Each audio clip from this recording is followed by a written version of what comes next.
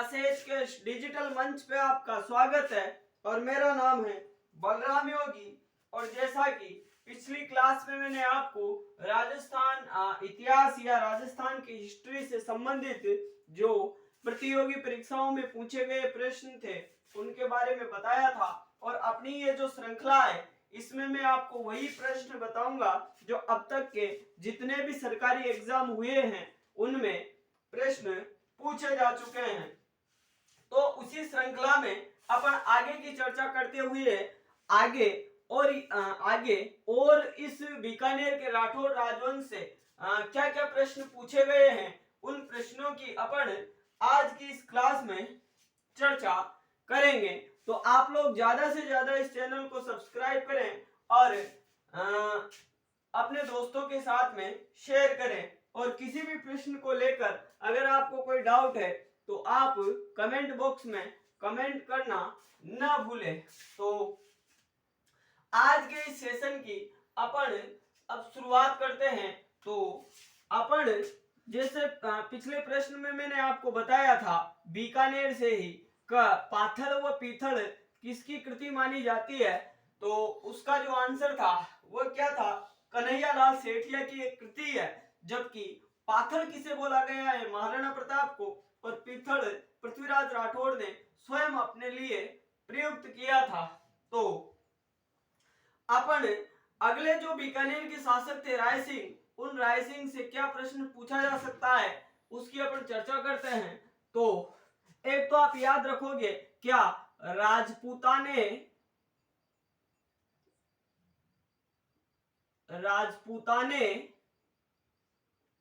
का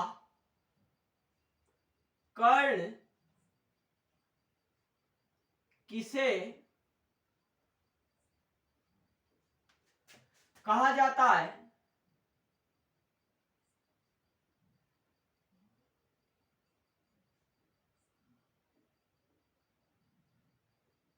यानी राजपूताने का कर्ण किसे कहा जाता है, राजस्थान का कर्ण किसे कहा जाता है। और इससे पहले मैंने आपको एक क्वेश्चन बताया था कलयुग का कर्ण किसे कहा जाता है, तो वहां पे कलयुग का कर्ण था और यहाँ पे राजपूताने का कर्ण है।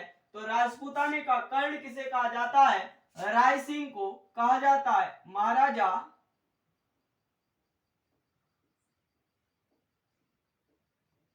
राय सिंह जो शासक कहाँ के थे, बीकानेर के। तो जो बीकानेर के शासक थे महाराजा राय सिंह, इनको क्या बोला जाता है, इनको राजपूताने का कर्ण कहा जाता है। और मुंशी देवी प्रसाद के द्वारा इनकी दानशीलता को देखकर यह इनके बारे में कहा गया था। उसके अलावा अगर अपन बात करें तो अगले प्रश्न में आप बता सकते हो कि जूनागढ़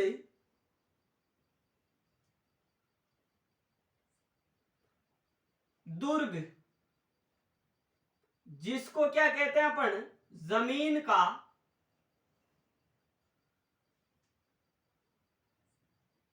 जेवर, यानी जूनागढ़ दुर्ग जिसको जमीन का आभूषण भी कहते हैं, इस जूनागढ़ दुर्ग का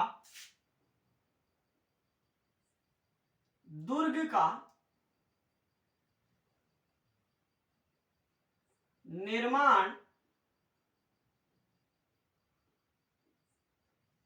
किसने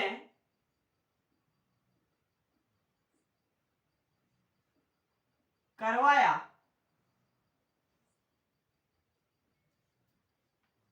तो इस प्रश्न का आंसर क्या बनेगा, महाराजा राय सिंह।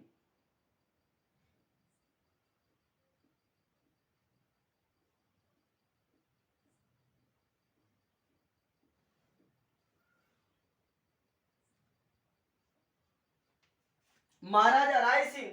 और एक प्रशस्ति और आती है, कौन सी प्रशस्ति, साथ में अपन इसकी भी चर्चा कर लेते हैं। महाराजा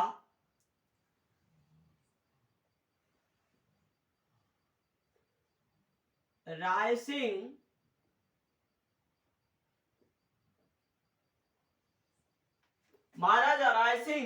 द्वारा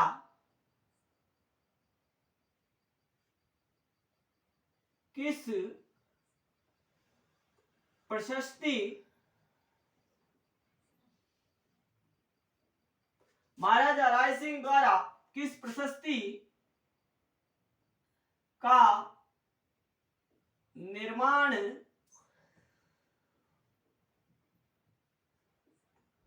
करवाया गया? तो महाराजा जो राय सिंह थे बीकानेर के शासक, इनके द्वारा एक प्रशस्ति आती है जिसका नाम है राय सिंह प्रशस्ति।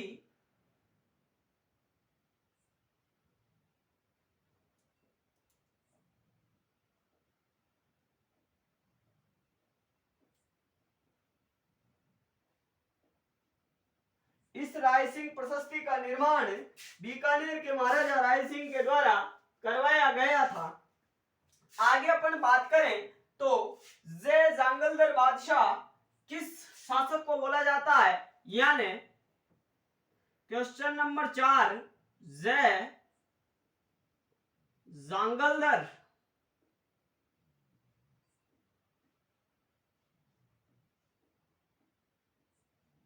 बादशाह, जय जांगलदर बादशाह किस शासक की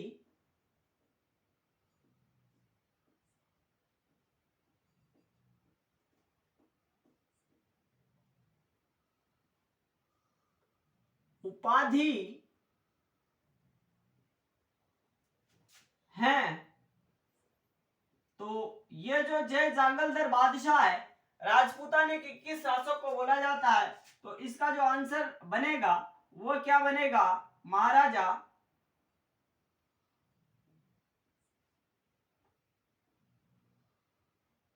कर्ण सिंह। जो बीकानेर के शासक थे महाराजा कर्ण सिंह, इनको जय जांगलदर बादशाह के नाम से राजस्थान हिस्ट्री में जाना जाता है।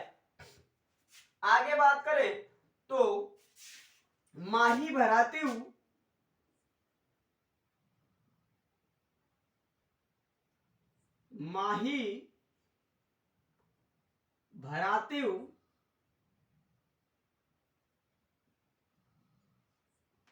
माही भरातीव किस शासक की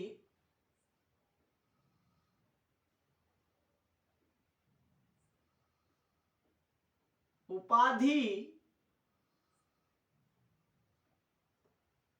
है? तो माही भरातीव बीकानेर के एक शासक आते हैं जिनका नाम है अनूप सिंह। उस अनूप सिंह को माही भरातीव की उपाधि प्रदान की गई है।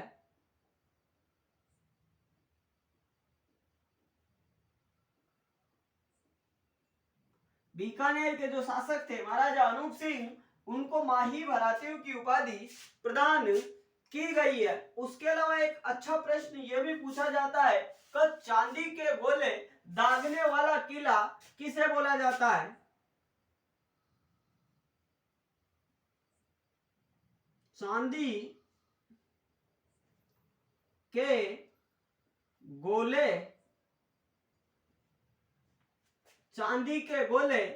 दागने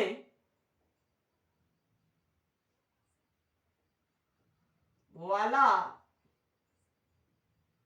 किला, चांदी के गोले दागने वाला किला किसे कहा जाता है?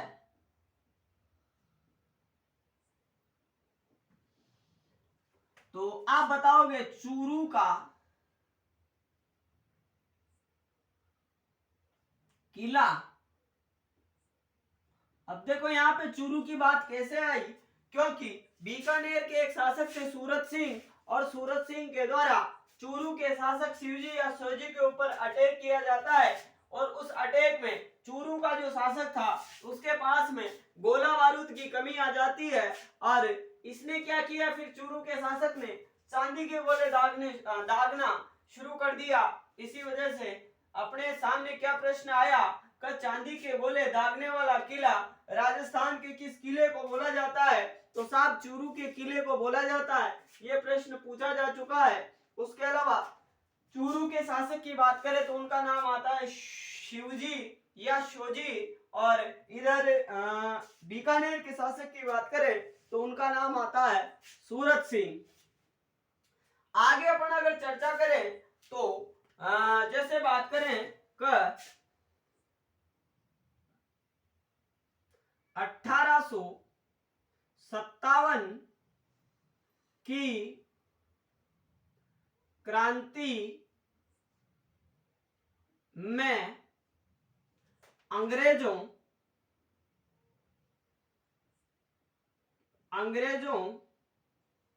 की सहायता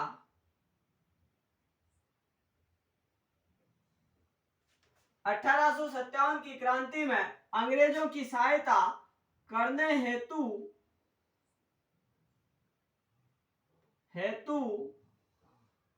किसने अपनी सेना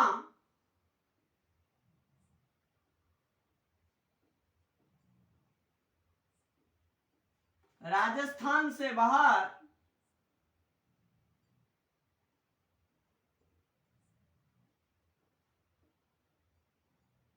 हरियाणा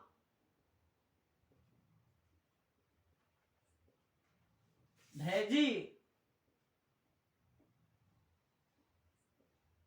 अब इसका आंसर क्या बनेगा? महाराजा सरदार सिंह।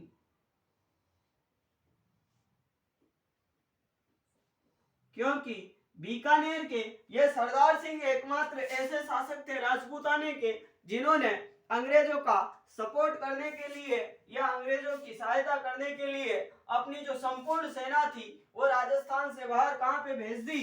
एक स्थान आता है जिसका नाम है बाड़लू, और बाड़लू पड़ता है हरियाणा में, तो वहां पे इन्होंने अपनी सेना भेज दी। आगे बात करें अपन अगले प्रश्न की, तो अगला और क्या प्रश्न पूछा जा सकता है कि राजस्थान का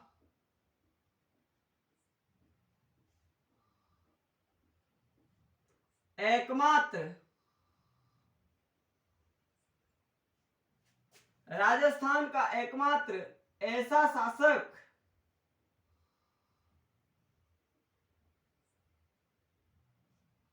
ऐसा शासक जिसने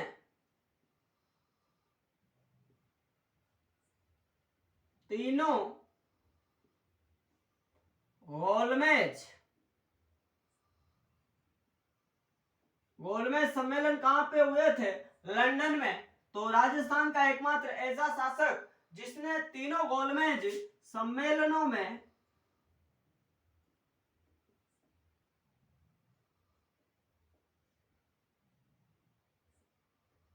भाग लिया,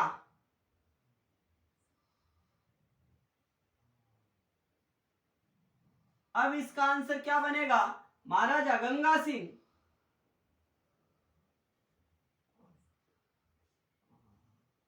गंगा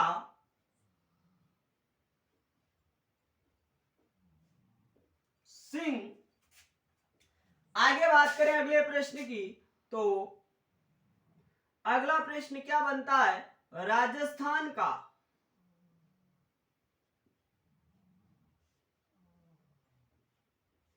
भागीरथ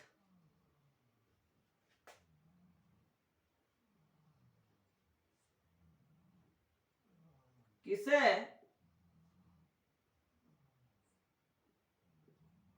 कहते हैं? तो राजस्थान का भागीरथ बोला जाता है महाराजा गंगा सिंह को।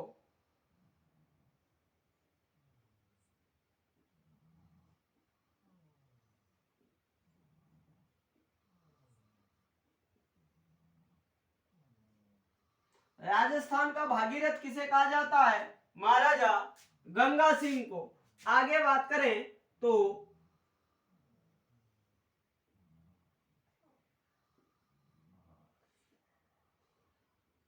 गंग नहर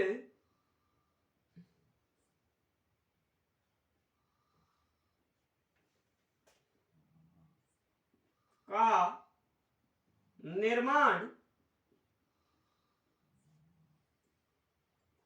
कब हुआ? तो इस गंग नहर का निर्माण हुआ था 1927 ईस्वी को। ये डेट भी कई बार पूछी जाती है। तो ये थे बीकानेर के इस राठौर राजवंश से या बीकानेर के इतिहास से क्या क्या प्रश्न अब तक पूछे गए हैं, उनके बारे में मैंने आपको ये बता दिया है। अब तक प्रतियोगी परीक्षाओं में यही प्रश्न बार बार रिपीट होते हैं और यही प्रश्न पूछे गए हैं।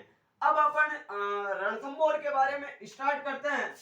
तो क्योंकि अब तक मैं आपको दो जिलों के बारे में दो रियासतों के इतिहास के बारे में बता चुका हूं। जैसे पहले मैंने आपको जालोर के इतिहास के बारे में बताया था, फिर अजमेर सांबर के इतिहास के बारे में बताया। अब अपन मैंने फिर बीकानेर के इतिहास के बारे में बताया। अब मैं आपको रणथंभौर के इतिहास के बारे में बताऊंगा। तो आगे प्रश्नों की बात करें अपन, तो रणथंभौर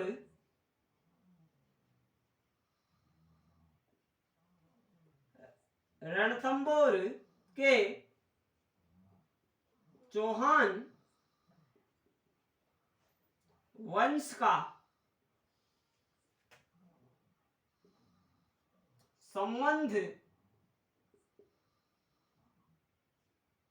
किससे है?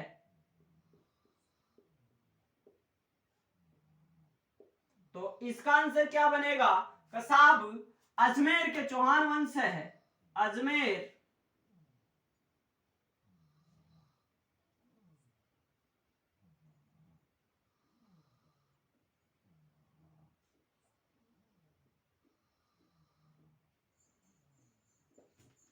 किससे? रणथंभौर के चौहान राजवंश का संबंध अजमेर के सांबर के या अजमेर सांबर के चौहानों से है। उसके अलावा एक प्रश्न यह भी पूछा गया था कि एक खंबे या एक थंबे यानी एक खंबे की छतरी राजस्थान में कहां स्थित है? यानी एक खंबे की छतरी राजस्थान में कहां पे स्थित है? तो उसका सीधा सा आंसर था सवाई माधोपुर में।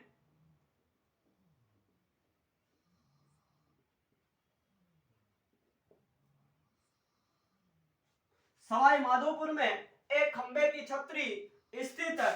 उसके अलावा एक बार यह भी प्रश्न पूछा गया था कि एक कुत्ते की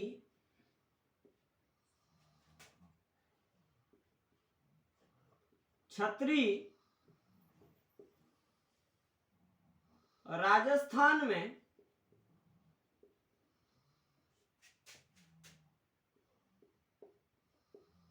कहां स्थित है? तो इसका भी क्या आंसर है? सवाई माधोपुर।